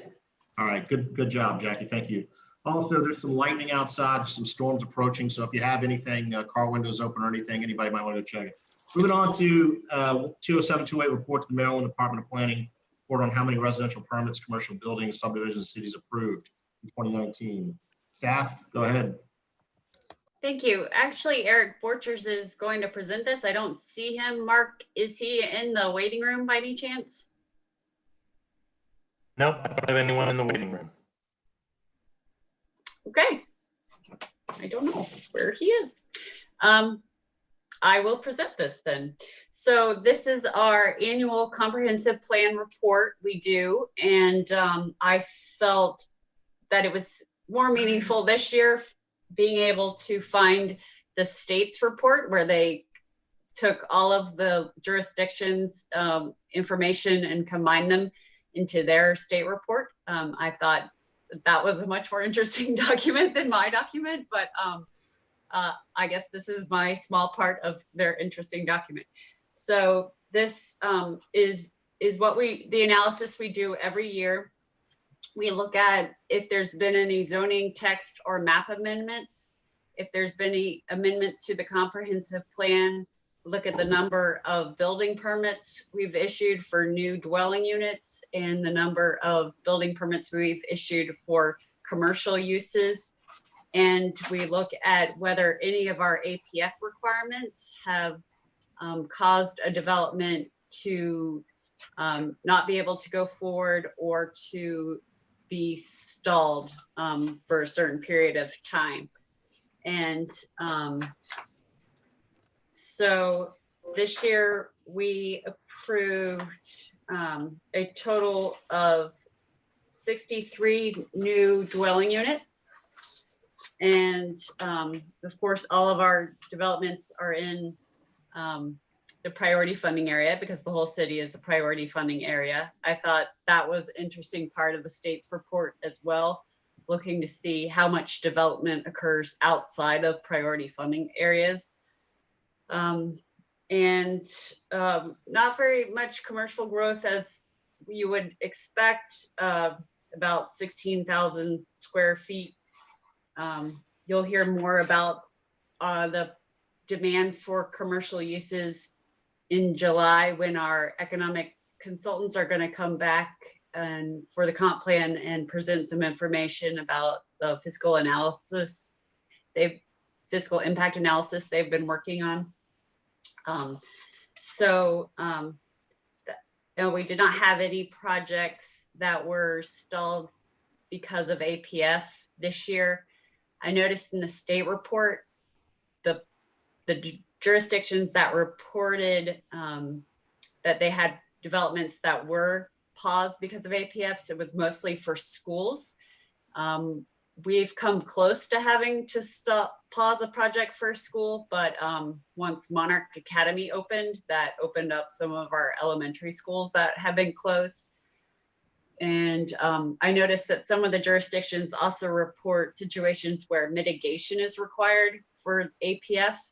I haven't been reporting that. I didn't realize that that's what they were looking for. That's not how the question reads to me, because we often have situations where developers have to do mitigation to address the APF issues. I mean, a lot of traffic mitigation. We have people who've had to provide new pumping stations to meet their sewer APF. Things like that is pretty standard for development proposals. So, Sally? Yes. I'm sorry to interrupt, but that was the only striking thing that really jumped out at me from the report was that our APFO hasn't triggered any development restriction in the last 3 years. It's a statement that suggests that our number one restriction isn't restricting anybody.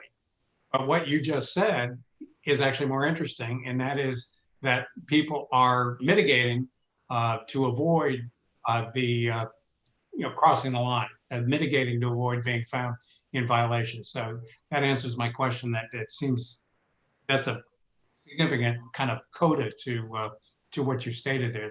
That a lot of people have paid attention to that and have worked hard to avoid it.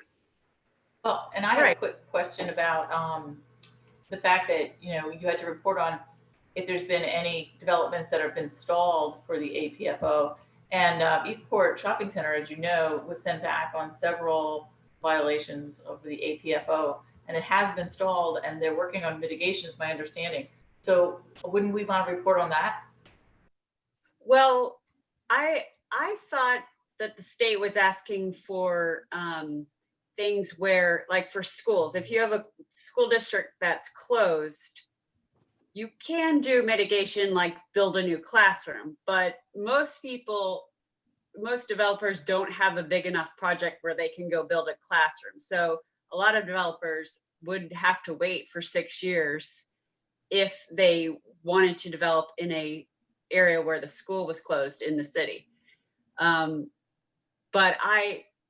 So that's always kind of what I thought the state was asking for. And we haven't had any of those yet. We've come close, but we haven't had any where someone had to wait the 6-year period till that you have to wait 6 years if the facility isn't adequate, on the theory that the city or the jurisdiction should be able to fix the facility in that amount of time.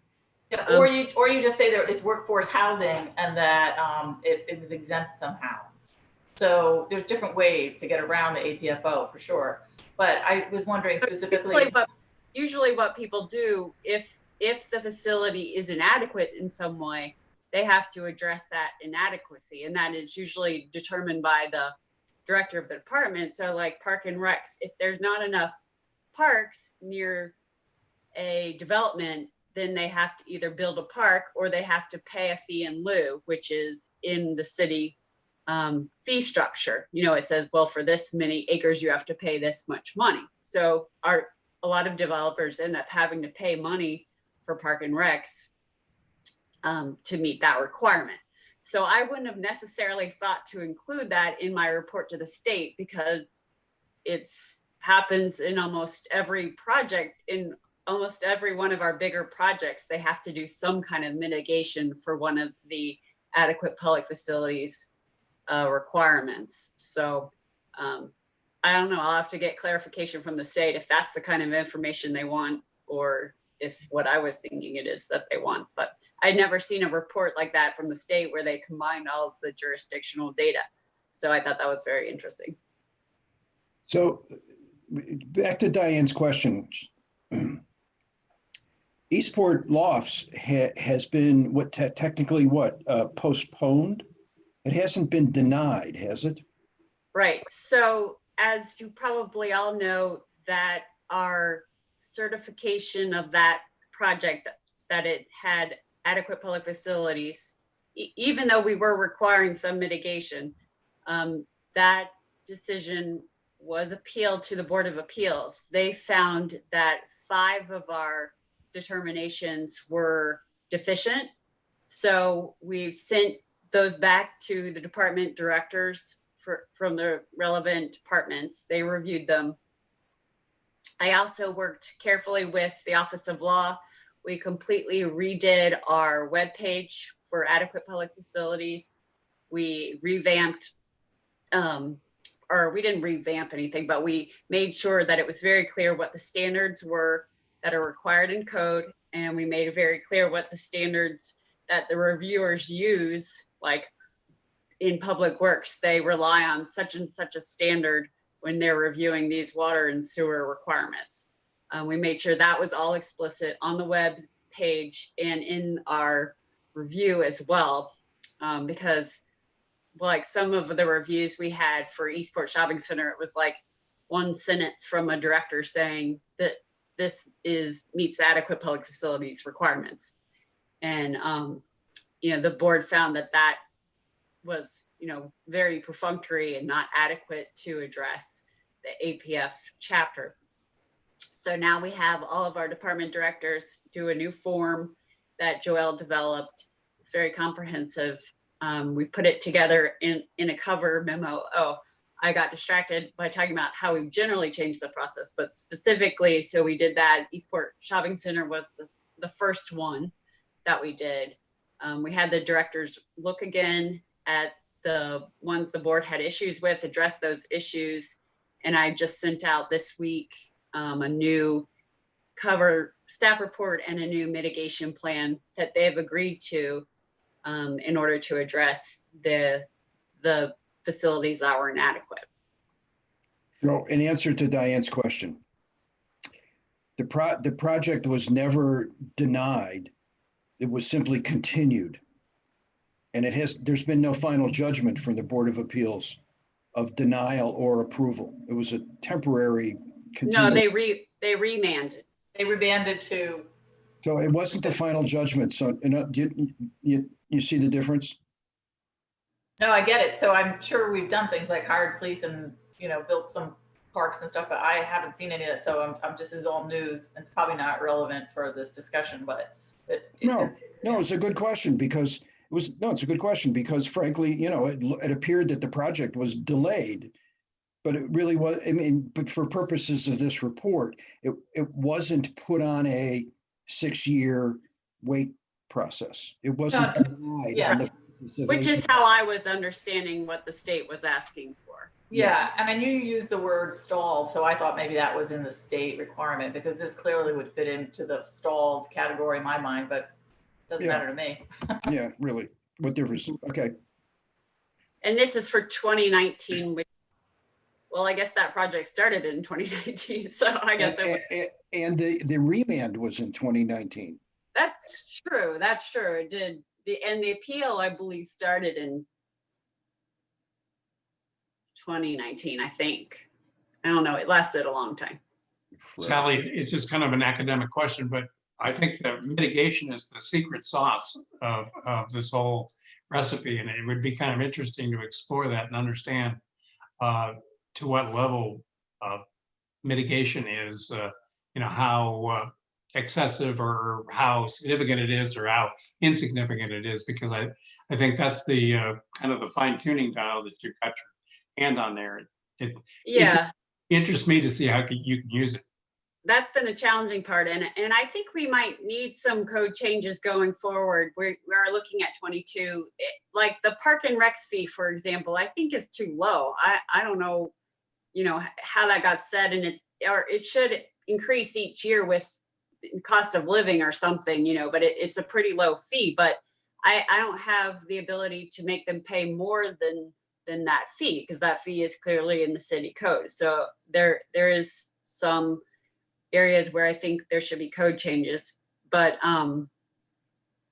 you will see the new format for the APF, the June 24th, I think you're getting a project called 106, 108 Annapolis Street.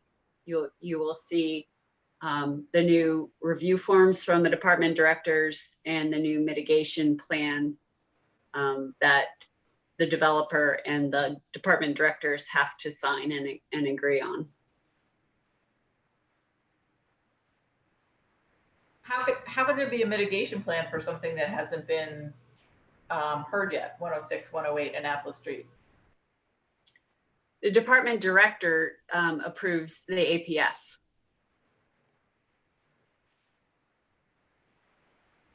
So it's done before it gets to us. Right. Which is not to say that we cannot review that. I mean, we can ask questions, you know what I mean? I'm not quite sure of what powers we have to override a department chairman, but it's certainly part of, I think, of what we can ask about. Well, and when you are looking at the site design, there's a lot of overlap between what is required for APF and what is required for site design. So I think you'll have enough room under your site design purview to be able to, if there's something else that you think is missing. Okay. Great. Any other questions for Sally on the report? It does sound like we have an action to get more information, or at least a study project for us all to get some more information on the adequate public facilities new rollout. I was kind of unaware of all the changes. I knew they were doing something, but I didn't know they were completed. So. And Sally, does it come before us for a vote? Do we take a look at it? How does that work? Does what come before you? So there's new mitigation rules, it sounds like, that have been established. Nothing really new. It's just been formalized so the standards that are currently in the code, we make sure those are all specifically addressed. And then the standards that people use to review applications, we make sure those are on the website. So the public can recreate how we review a project for APF. I would like to make code changes, and I would like to talk to you all have a discussion with you all about that for Title 22. And so that would be something you would, give input in and vote on ultimately when it becomes an ordinance. After we vote on this report, I have some suggestions specifically on that and a few other potential work sessions. So if there, I do have on July June 11th, I've asked Jackie Guile to give a presentation to you and the nitty gritty committee. And then, so that's June 11th. And then July 9th is the fiscal impact analysis presentation. So for your calendars. I'm going to suggest two more, but I'll wait. This report is supposed to have a public hearing. We did not receive any public comments on it. You're beating me to the punch there. And we don't also have an e-track link for this one. So obviously, There should be a link to the plan on, is there a link to the? There's a link to the plan, but wouldn't we put the documents in e-track it with it? Where would we put comments for it? The same as the others, I would presume. Oh, well, that's a good point. So it's But not since we don't have any comments, we're okay. Right. I didn't think of that, Ben, but yeah, we didn't get any public comments, so. Okay, so we're opening up public comment now for the Maryland Department of Planning annual report that the Planning Commission sends up. We have no comments emailed to us, nor do we have an e-track it where we would have any, because we haven't received any. But the public comment session will be open and remain open until our next meeting. And now in public comment, are there any last minute comments or requests for action by the commissioners or anybody on staff?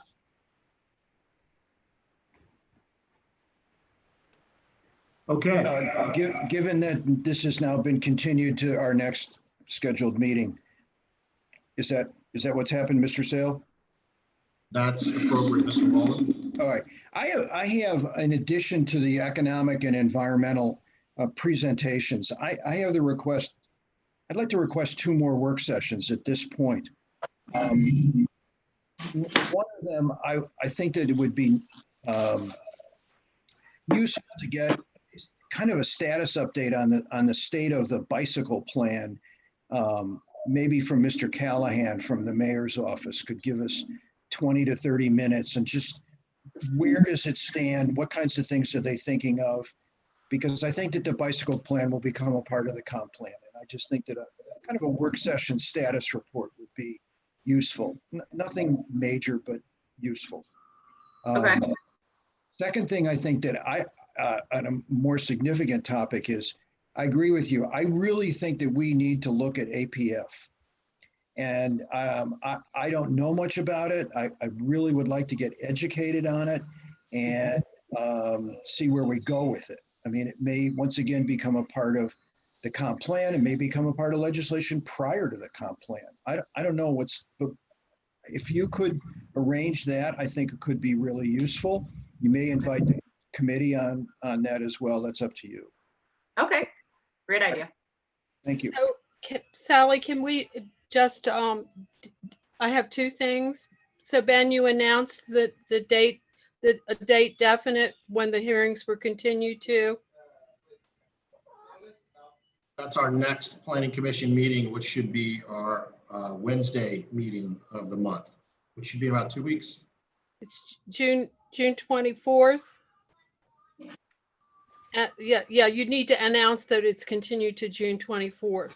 You have to, part of this process is to announce a definite date it's continued to.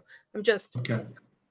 And then the second thing is that at this point in time, I sent you a draft agenda, I think yesterday. I don't know if you've had a chance to look at it for June 24th, but we have two public hearings scheduled for June. In addition to the continuation of the 2 hearings from tonight, there is a public hearing on a site design plan for 106, 108 Annapolis Street. And there is the public hearing on the Newtown 20 plan development. And those are both scheduled for June 24th. And then they will have to be continued to the first meeting in July, which is July 7th. And we are tentatively, hopefully expecting to schedule the amendment to the Park Place plan development for July 7th. So just to give you an idea of what's kind of in the wind that's coming up in terms of hearings. You have a pretty full schedule for the next 2 meetings. And you meant July 2nd, not July 7th. Yes, I did mean July 2nd. I get my dates mixed up. That's quite all right. And what Jackie, you made allusions to, and we all understand, is the log jamming of items, because it's almost like you hear them twice, so it's almost double the work. Thank God Chairman Waldman got those extra meetings for us, so we'll have to make them happen as we're doing right now. So thank you, Jackie. And June 24th is the continuance date for all of the public comment items that we had this evening. And so again, what Mr. Waldman requested was 2 work sessions, one briefing on the bicycle plan. The mayor's office, Mr. Callahan, has sent me already some great information on portions of it. Maybe we can get him or Sally can work with him to do that. Also, adequate public facilities work session, we can add that in there. Okay. We will need to have a further discussion about when you would want to fit them into the schedule too. But we can have that when you have had some time to give it some thought. Okay, thank you. And also, I'll make a little side comment with regards to ex-part communications. Since we are continuing a lot of these public sessions to the next meeting, please take note that in the past, how we've had them just be closed out and we would talk about them afterwards outside of the meeting space. We're not going to be able to do that for ex-part communication reasons. So please keep that in mind. You've all had the training. Put that in your pipe and go with it. We also will probably be having some refresher ex-part communications at some point in this coming month, this month. So we'll also let you know when that is. And we probably will need a little administrative few minutes here or there meeting by the commission and staff to iron out agendas or future log jam of items, but not actually talking about anything that involves public comment or applications.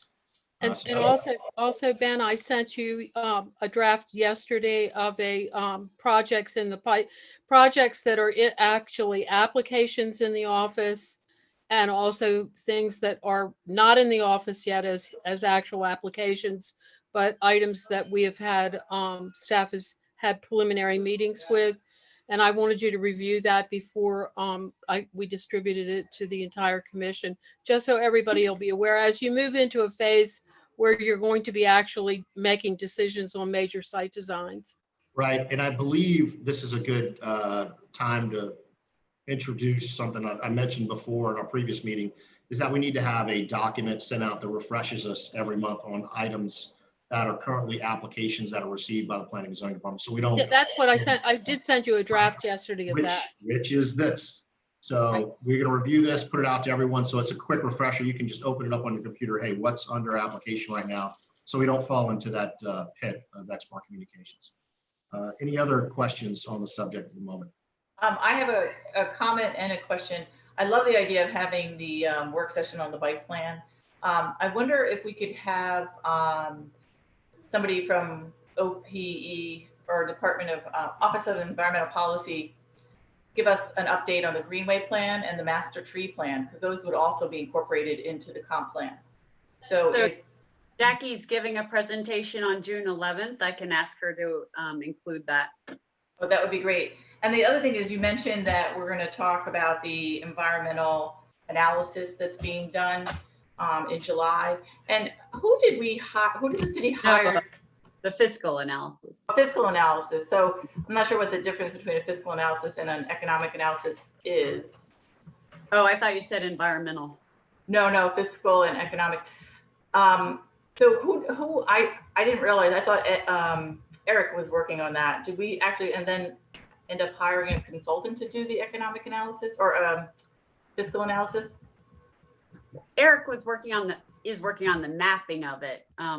But no, we have BAE who did the housing analysis. They did the fiscal analysis as well. But they're not, BAE isn't they don't do fiscals. I mean, as far as I know, that varies. Yes.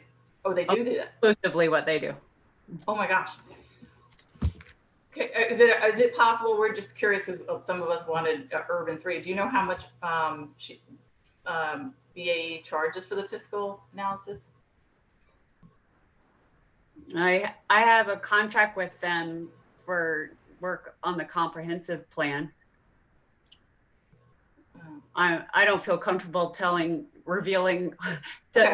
the details of that contract in a public forum. No, I understand. It's just that the urban 3 people are recommended by strong towns that have such great, well, they've got a really interesting way of looking at what fiscal analysis, economic analysis. Yes, but they did not respond to my RFP. Oh, because we were saying we have contacts between Alex and a few other people that we know there. So maybe that's not really how it works, though. They have to respond to my RFP in order to fit in with our procurement law. Right. So well, I guess it's too late now to look at an RFP because that would have been great. I think you'll be happy with the work they've done. They did a very good job.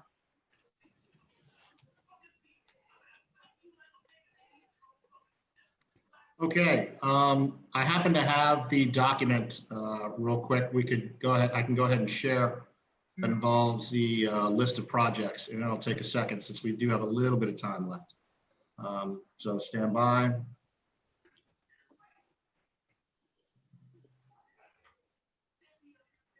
All right, hopefully you're seeing this. Dave Iams, are you seeing this? Thank you, Dave. Again, wonderful background, Dave. This list includes both projects that have already been submitted and those we anticipate to be submitted. You know, the ones that are anticipated to be submitted, Jackie, I find that we should separate those out document-wise because they have not been technically submitted. Is there any reason you think that would be involved? Is there any reason that you would know of for Export Communications or something that's not submitted yet? Or well, Bob? I think our purpose in putting this together was that, you know, so that you would be aware in case, in terms of the ex parte communication issue, if someone approached you about a project that we've been meeting with them on, or, you know, that you would be aware that they were planning to submit something to the office for approval, and that you might want to consider not discussing the project with them, even if it hadn't been formally submitted to the office. You know, we're trying to get a real handle on this whole ex parte communication issue, since it's a friendly town and lots of times people do get approached to talk about projects, and it, you know, we're trying to, and I think if Joel was still on the call, he would agree that it's inappropriate for board members, first of all, to talk to applicants about projects outside of the meeting format. And the Tuesday night at Board of Appeals, because we had a situation where someone had approached several people on the board to discuss applications that were before them, they had to recuse themselves from the deliberations on the item. And then the applicant doesn't really have the benefit of hearing from the whole board on a topic. And you know, that's, so then so at that point, it just. I understand. So that's why we had included those, but I would be happy to separate it into 2 groups. Got it. And we have Benjamin Henry on the line, and he is our Planning Commission legal representation. Benjamin, when it comes to this ex parte communications, would it be appropriate to have you attend with us and talk about this on a sidebar meeting for training, rehash, or would it be better for Joel? So the Office of Law would be training all boards and commissions, specifically the Planning Commission and the Board of Appeals are within the purview, because again, we're given neutral information about serving the city of Annapolis as a commissioner on a particular board. So that'll be the Office of Law. That'll be within the Office of Law's ambit. Okay, Joel, I appreciate that. So it would be you or yeah, right, the Office of Law. You didn't necessarily say your Office of Law. Could we expect to get something with respect to that within this month of June? A 1 hour refresher? Yes, we will circulate dates and times and for a training as such. Okay, wonderful. So I'd like to postpone any more questions with regard to ex parte communications in this document to that time, unless anyone else as a commissioner thinks now is a better time. And Ben, if anyone else on the commission having now seen this, has any other suggestions about the project list and or formatting or what else they'd like to see on it? I tried to keep it fairly brief so that it wasn't like super detailed, feeling that if you needed additional information, you would let us know. But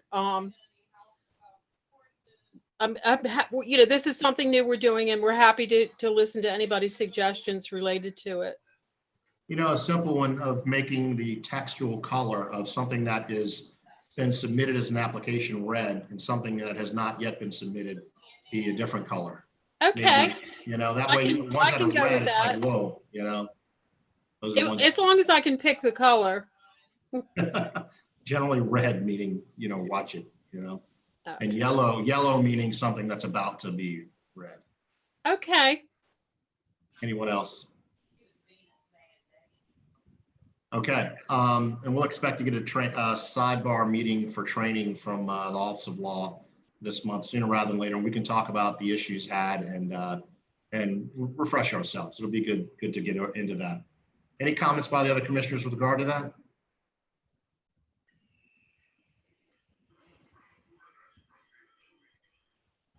Okay, any other items that the commissioners want to bring up administrative wise? All right, our next planned meeting is going to be June 24th for continuance of these public hearing items, plus additional items to be broached. In the interim, we would hope to have the work session training on XPAR communications, and also maybe one of those 3 work sessions that we've requested action on with the bicycle path, adequate public facilities, and also the June 11th already planned meeting where the Office of Environmental Policy question that Ms. Butler brought up would be addressed. So Ben, I could also suggest one more thing. We are not having a Board of Appeals meeting on June 17th. So we have that as an open date. If we can work with the Office of Law on using that night for because we could get a Zoom meeting that night. Would our meeting necessarily have to be a public meeting if we're just getting training? I don't know. It also could be a during the day thing. I think we could do, okay, we'll talk about that on the side, and that's a good note, and we'll broach that in the meeting, in the emails chain going around the office. Super. Thank you, Jackie. Any other questions from the staff? Commissioners, any other comments? All right, well, I thank you all for your support. There will be no findings drafted for these items yet, but it would be nice to actually start findings for each one of those so we have a rough draft already in process. So Sally, if you could send me a shell for each one of those items, and I can start populating some of the comments we've already had, if that makes sense. If that process seems to be too much work and a little bit too much, we can change in the future, but that's the first take that I have at it. Any other comments by commissioners for drafting and starting a meeting minutes early? Okay, wonderful. And David Iams, I love the change in your background again. Wow, man. Okay, well, that will conclude the public session, and we will adjourn the meeting. And thank you, everyone. We will please remove us from live YouTube. And if anyone wants to stay and chat for fun afterwards, the meeting window will still be open. So